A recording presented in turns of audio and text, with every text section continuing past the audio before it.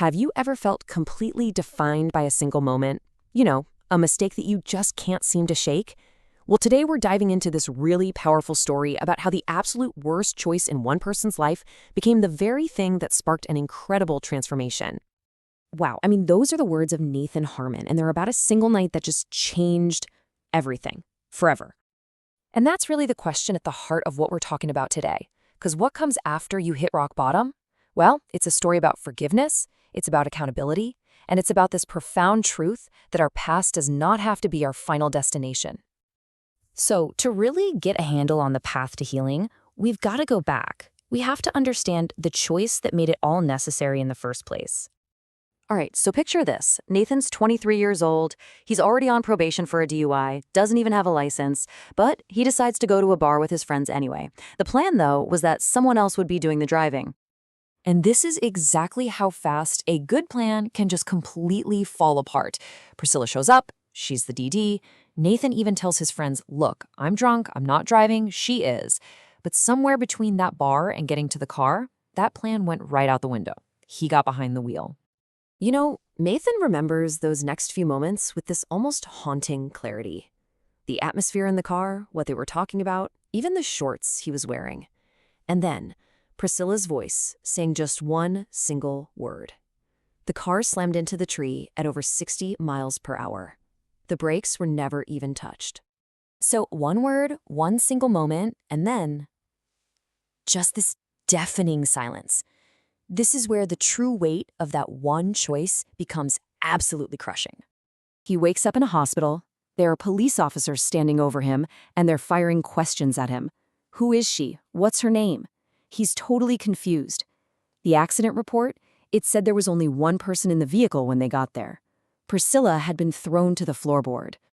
Nobody would tell him if she was alive or dead. Can you imagine? He stayed up all night just waiting for the morning paper to come out, desperate for an answer. And then he saw it. The headline that confirmed his absolute worst fear. The legal consequence was a 15-year prison sentence for reckless homicide. Just like that, his old life was completely over. A new, incredibly harsh reality had just begun. Now, it would have been so easy to just give up right there, you know? To say life is too tough and just quit. But in these darkest of moments, two really unlikely things appeared: radical forgiveness and radical accountability. Priscilla's family asked to speak with him. So he makes the call, and he's bracing for just pure rage. But instead, they told him they chose love over hate. They forgave him. And then they asked him to make a promise, to make a difference so that Priscilla's life wouldn't be lost for nothing. That forgiveness, that was the spark. But Nathan still had to make his own choice. He had to finally confront the one person he'd been afraid of his entire life, himself. He stopped blaming his past, his trauma, anything external. He took toothpaste, wrote "Change the World" on the wall of his cell, and decided, right then and there, to own his story.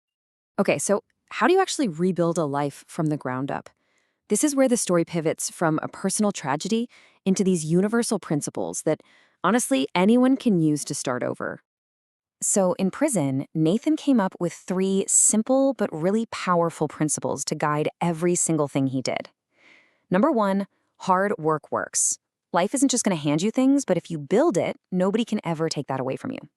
Number 2, make good choices. It's simple, right? Good choices lead to good results. And third, value people. But how do you actually apply something like hard work works? Well, Simon Sinek explains this perfectly. It's not about intensity. It's about consistency. See, real change isn't some big, grand, one-time event. It's more like brushing your teeth. It's the small, daily practice that makes all the difference. I mean, think about it.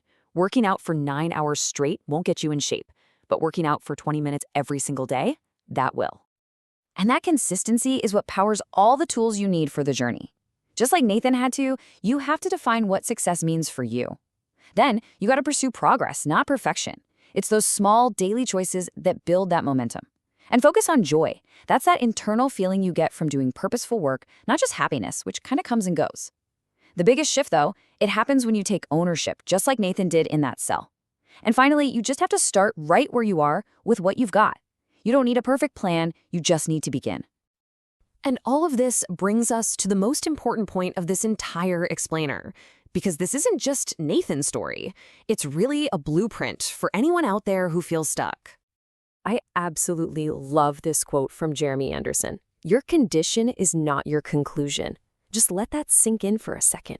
Whatever you're going through, whatever mistakes you've made, wherever you are right now, that's not the end. It's just your current condition. You don't have to wait until you have it all figured out. You don't need to be perfect to be a leader or to help somebody else. Your power to make a difference, it exists right now, in this very moment, while you are still a work in progress. So, the ultimate question really isn't about what happened in your past. It's a question for your future, a question you have to ask yourself every single day. How are you going to live?